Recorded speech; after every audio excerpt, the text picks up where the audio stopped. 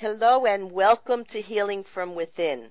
I am your host, Cheryl Glick, author of The Living Spirit, Answers to Healing and Infinite Wisdom, which shares stories of spiritual awakening, spiritual communication, healing energies, miracles, real miracles, and ways to discover and utilize your intuitive wisdom for helping live life to its fullest.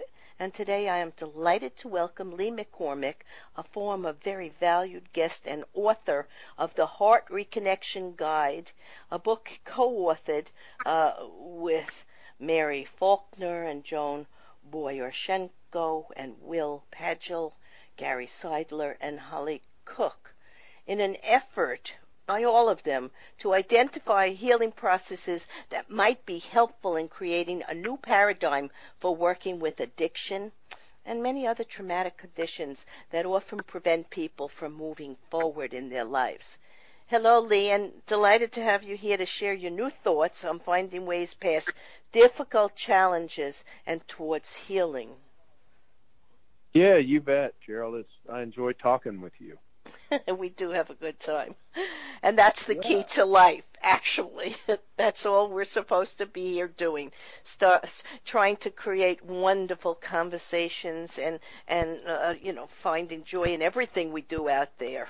So, Lee, as you may remember, my guests and I share our intimate experiences and all insights into the seen an unseen world of energy and life as we discover so much more about the human and divine conditions that are trying to help us improve the quality of life so we can move past fear and restriction and pain to joy, health, and positivity.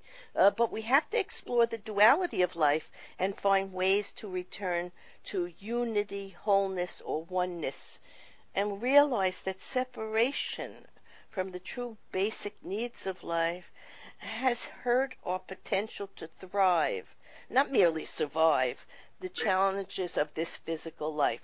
In today's episode of Healing from Within, the goal for Lee and the other authors was to refocus on the truth the heart reveals, leaving behind the chaos of the mind and discovering a series of new perspectives, new understandings, new questions, new practices, and meditations, all centered in the heart that move us towards clarity and emotional freedom and, very important, self-acceptance. Lee, I always love to ask my guests to think back to their childhood and to remember a person, a place, an event that may have signaled to them or those around them maybe the lifestyle or work or values that they were going to embrace as adults. Because I think it seems that we're born with a plan or destiny, and there are many clues along the way to help us remember and rediscover what we're capable of accomplishing. So think back for a minute. Oh, that's an easy one. That's easy. I grew up on the coast of Florida, in Northeast Florida. My family had a big farm that had been in the family since the 1800s, and I spent a lot of time in the woods. I spent a lot of time around the cows and horses and in the swamps and on the beach. So I grew up with a really deep connection and relationship to the natural world, and it was always, without understanding what I knew, everything was alive, and I knew that, right? When you're in the swamps and the woods and with the wind and the rain and the animals, I mean, it was, everything was alive. Yeah. And as I got older, and we were conditioned and programmed to be members of our culture and to give all our attention and faith and focus to what our culture values, I just shifted away from that and started chasing stuff in the world. That's what which is normal. Yeah, we all do that. We're separated from our true alignment to our spiritual awareness that we're all interconnected and that life is a giant way to remember who we are as spiritual beings having a physical life. But yes, we begin to think the outside world is going to bring us everything we need but it's only from within that we have the Well, we're told wisdom. that. We're told it, and Yeah, we're little children, and we we get confused. I remember crying a lot as a child because I knew something was wrong. There was more, and I knew the adults were having pain and confusion because I was an empath and I was picking up lots of different feelings. I thought they were my own, but in time I came to realize it was a gift, a sensitivity to energy. And I couldn't understand why they did some of the things they did because I was a child and I knew it wasn't right. So we have no, that sense. Yeah. It makes me laugh because I've said, that, of course, I've been involved in the recovery world, the mental health, addictions treatment business, and that whole realm for 20-something years. And, I've said so many times in conversations with people that when I was a kid, I remember watching the adults. I grew up in this big, powerful Southern family, big extended family and family businesses and all that, and big family farms and ranches. And I remembered as a kid watching the adults and all the tension and the anger and the battles that would happen between uncles and aunts and all of that stuff. And I used to, as a kid, I knew they were all crazy. They were great people. Well, I just thought, but, why don't they get it? Why don't they understand? I sometimes would talk to Spirit. I didn't know I was talking to Spirit, but I had a little doll called Jerry, a little plastic doll, and I would sit there and talk to him and try to find the answers to why these things were happening, because I just wanted answers, and I was not seeing what they should have known. So you were the same way. See, we were born with this sensitivity and this wanting to help people just feel good about themselves in life and to know that life is a very special gift. And we shouldn't waste it with fear and anger and worry and all the negative emotions. We have to feel them because we have to know them, but we don't have to reside there and we don't have to stay there. We can lift ourselves up beyond that to move towards joy and positivity and a purposeful life. But it takes work. It takes consistency and effort. But let's go on to Lee. Tell us about some of the people who worked on the Reconnected guidebook and how the idea for it to be written by so many talented spiritualists, healers, and psychologists was first created. Well, we're all friends, everyone that's involved in this book. Holly Cook, Mary Faulkner, and I have worked together in the mental health addictions treatment scene for a number of years. Joan Borsinko and I have been really good friends for a number of years. Will Tagle is a man I really respect who's done a lot of work out of Texas. He actually started the Earth Tribe back in the 80s, which is a cool deal, and he's dean of Ubiquity University. It's an online consciousness-focused university, accredited university. So Gary Seidler has been a principal in the mental health addictions world, producing conferences and producing publishing books since the 80s. So we all had diverse backgrounds. We're all friends, and we were all in Santa Fe at a conference together that we were presenting at or talking, we were a part of some years ago. And we were over at Joan's house, and I started this conversation of, we all have given so much time and energy to the healing work and the recovery field and the mental health world. And the conversation really started off that, for all of our modalities, for all the medical breakthroughs, for all the brain science that we have, for all of these accomplishments, the outcomes have never really gotten better. And it was pretty clear to me that the real issue, what we're really pushing against when we try and support people in shifting their life or recreating their relationship to life, their reality, addressing their behaviors, what we're really dealing with is the culture we're living in. It's our culture that is disconnected, that's full of angst and fear and judgment. And it's literally, it's like we're like the fish swimming in the aquarium, and the culture is the water.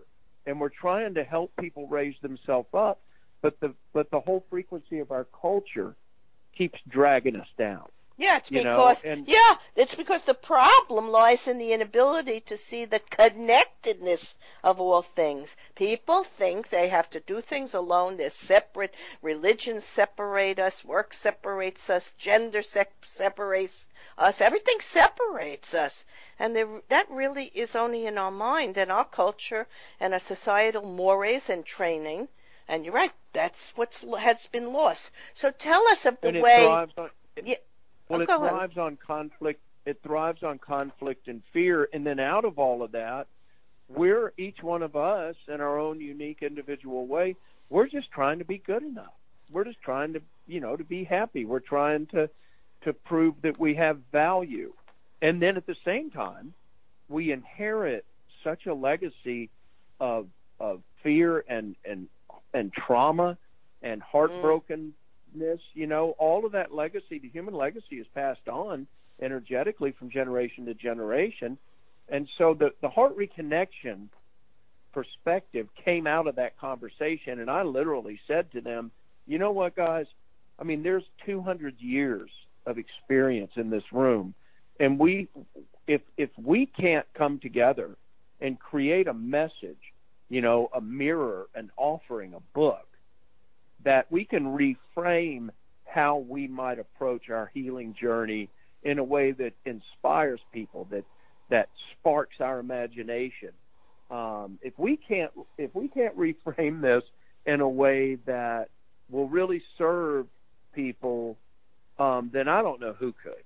I mean, like, right, and if it's not us, then who? It has to be simple. It has to be authentic. It has to be truthful, because we've moved past our natural connection to nature, which you had as a child, and all things, to this scientific, material way of viewing all life. So what's been lost? You talk about this in the book. What's been lost? Well, simply in the Heart Reconnection guidebook, what's been lost is a deep, aware connection to our own heart and soul and spirit. Like, who am I really? That's the big question. Am I the roles that I'm playing? Am I Lee McCormick, the rancher? Am I Lee McCormick, the workshop leader? Am I Lee McCormick, the husband? Like, am I the commodities trader that I was for years? Who am I, the addict that went to check myself into a treatment center 20-something years ago? Like, who am I? Well, for most of my life, because of the way I was acculturated, I identified my value based on the roles I played.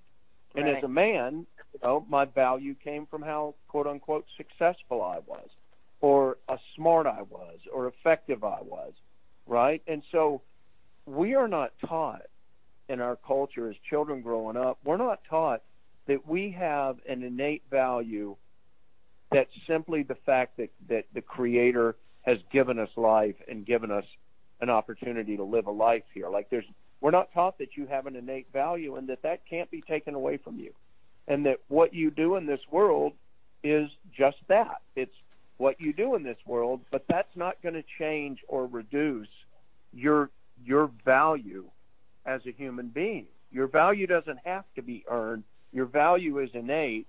And from that point on, it's our individual responsibility how we create our life and what we give our time and energy and attention to. We're always 100% responsible for ourselves. And at the same time, Lee, we're never without value. Yeah, Lee, before we started the show, you and I were talking about just this. It's not what we do. It's not our job. It's not seeing ourselves in a limited way as a husband or a teacher or whatever it is that you see yourself at the moment. It's knowing the God gene, and you mentioned this in your book, the God gene, which is a spiritual impulse. Call it the soul, call it the alignment to all of the universe and the creative force. But it's the great mystery, and it's present in nature and in the heart and soul of people. And indigenous cultures always understood that. And they understood that disease was a result of an imbalance in relationships. So that is the truth. Exactly. You know, I have 7 grandchildren. They're little, but I always, when I talk to them, point to my heart and say, you know, your head's going to tell you one thing, but your heart's going to tell you another.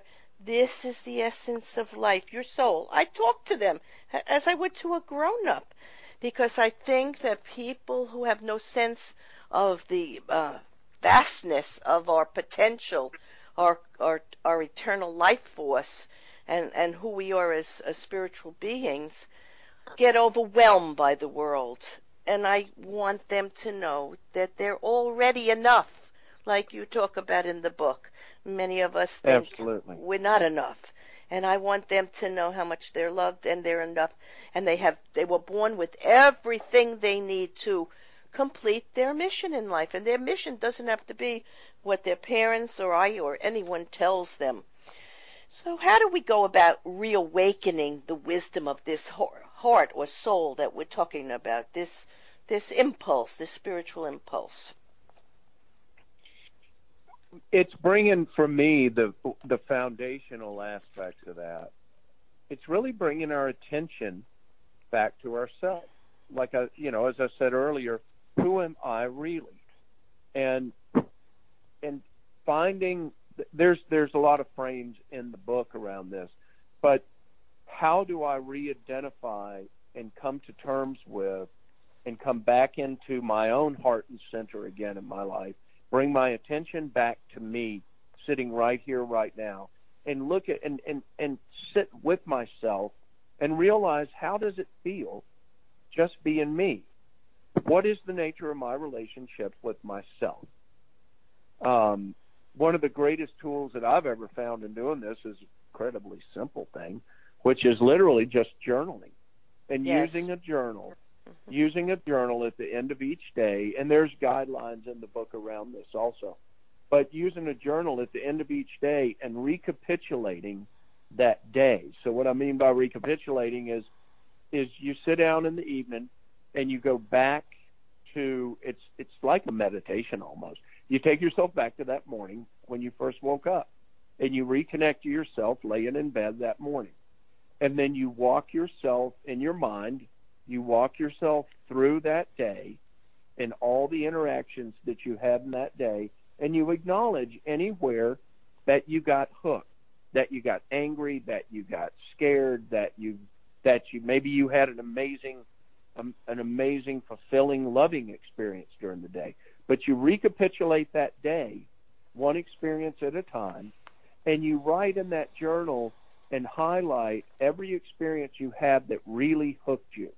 And then you can just look through the experience of that day, and anything that caused guilt or shame or anger or a reaction or judgment, you can look at it and you can ask yourself, is that really true?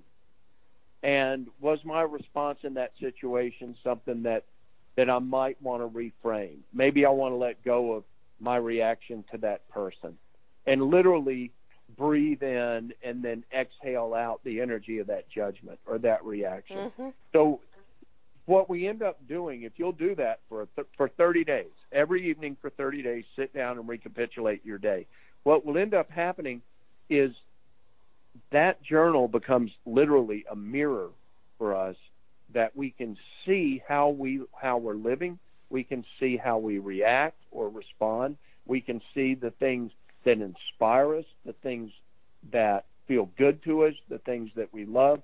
But we have an opportunity to create an awareness of how we're really living in the world, one experience at a time, one day at a time. And that empowers us to realize the things that we might want to focus on and change, or, the things we might need help with, or simple behavioral patterns that we want to intervene on, that we want to change the way that we do this or do that. You also talk about, Lee, when you hold space. Healing takes on additional significance when it holds space. So can you tell us what are some helpful suggestions to hold space, to trust your intuition, to claim your power, to let go of judgment and stay present during this process of self-inquiry, which is what you're doing with the journaling? What are some helpful suggestions? Again, it's literally the foundation of that is to bring my attention back, to look at myself. What am I doing? How am I living? What are the emotions that I'm giving my attention to? You said it earlier. We all of us can have an emotional reaction to a situation, and if we don't get into judging it, the emotion, the feeling, it'll come and it'll go. Emotions pass through us. It's when we fall into the judgment of that emotion and then we lock ourselves into that judgment that emotional energy then basically it gets stuck. It's like putting a catalyst in a resin. When you add judgment to an emotion, the mind will lock that in place, and then it literally becomes what you might call your baggage. If you start working on yourself, we all say, oh my God, I got so much baggage in life. Right. Well, the baggage is all energetic. You're not literally showing up with trunks full of stuff. We haul it around energetically. And the practice that allows us to release that energy, that emotional energy, is to work our way through those situations, those stories, those identities that we put on ourselves, work our way through them, and by questioning and sitting with the questions of, is that really true? One of the most important aspects in the book is a conversation around learning to sit with our questions and allow more to be revealed, as you'd say in the recovery world. But if I have a question about, do I want to change jobs? Okay. If I can make a list of the good and the bad, the positive, the negative, and I can put pressure on myself that, oh my God, I got to figure this out. I've got to make a decision right now. Well, maybe you don't have to make a decision right now. Maybe you want to just sit with the questions of your life and give it attention. Maybe every day you take 10 minutes during the day and you dedicate time to come and giving your attention to whatever that question is, whatever that decision that you're facing is, giving it your attention, breathing into it, and sitting with the energy of what that question is and feeling it in your body. Okay, this comes back to what you spoke to a minute ago about holding space.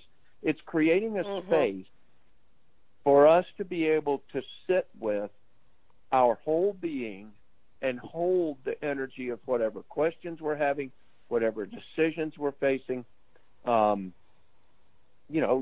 name it, whatever it is going on in your life, bring that awareness of what that situation is, breathe into it, breathe it into your body, feel it, and sit with it.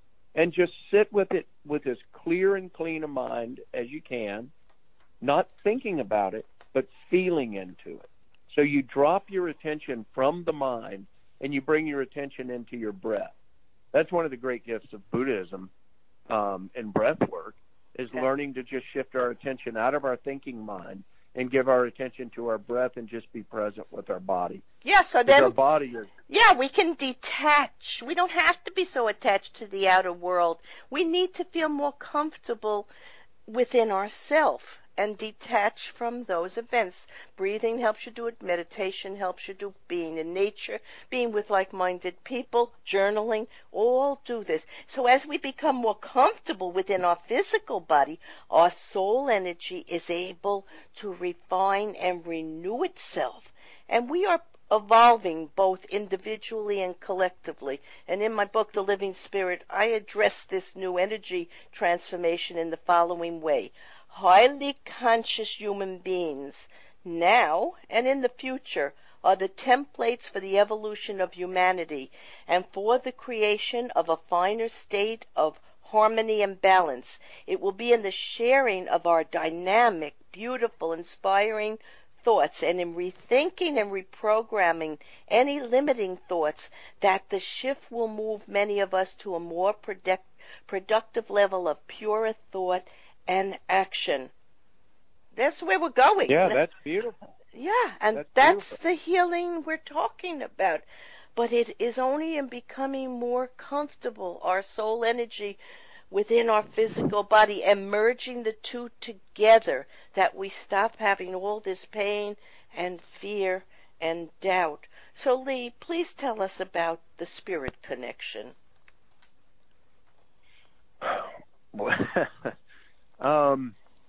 I have to kind of watch that because I can get out there. My relationship to spirit is my relationship to life. Life to me is spirit. Yes. It's Beautiful. interesting to me. It's interesting to me how we humans ever developed this concept that God is something that's out there somewhere else. Like this entire creation we're living in is a conscious presence. We are of the presence, the flow, the light, the embodiment of life. And we're living in a living fabric, a living realm, that everything the air we're breathing, the light of the sun, the body of the earth, the trees, the wind, all the balance of creation, we're all aspects of one living consciousness here in this world. And to me, that is spirit. And so for me to have a relationship with spirit, it's like if you and I are going to have a relationship, then we give each other time and attention. Yes. If I want to have a relationship with spirit, then I need to learn to sit and be quiet and listen and feel and ask questions, and then listen and feel and ask more questions. But it requires time and attention to create or develop a relationship with anything, whether it's a person or a dog or a spirit or a tree, whatever it is, in order to create a genuine, and in particular with ourselves. If I want to have a deeper, more profound, clear sense of relationship with myself, then I need to give myself my time and attention. That's why meditation is so important.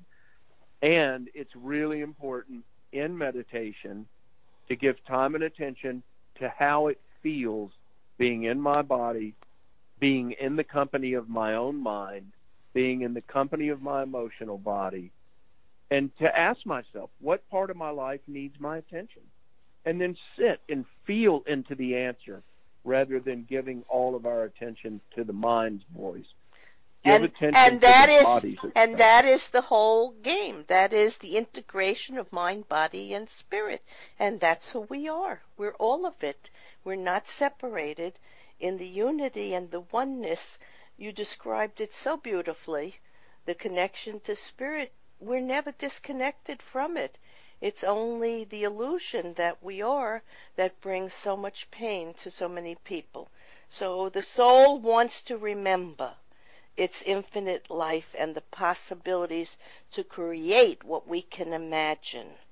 I want to thank you, Lee McCormick, author of the Heart Reconnection Guidebook, for sharing a way to go within the mysteries of ancient philosophy and the yearnings to know life and engage in a healing journey to reconnect to the personal power within that brings us all closer to the wisdom of universal spirit and energy, and to knowing ways to love ourselves back to wholeness and to create our best spiritual, emotional, and physical lives. To purchase this book, go to spiritrecovery.com or integrativlifecenter.com.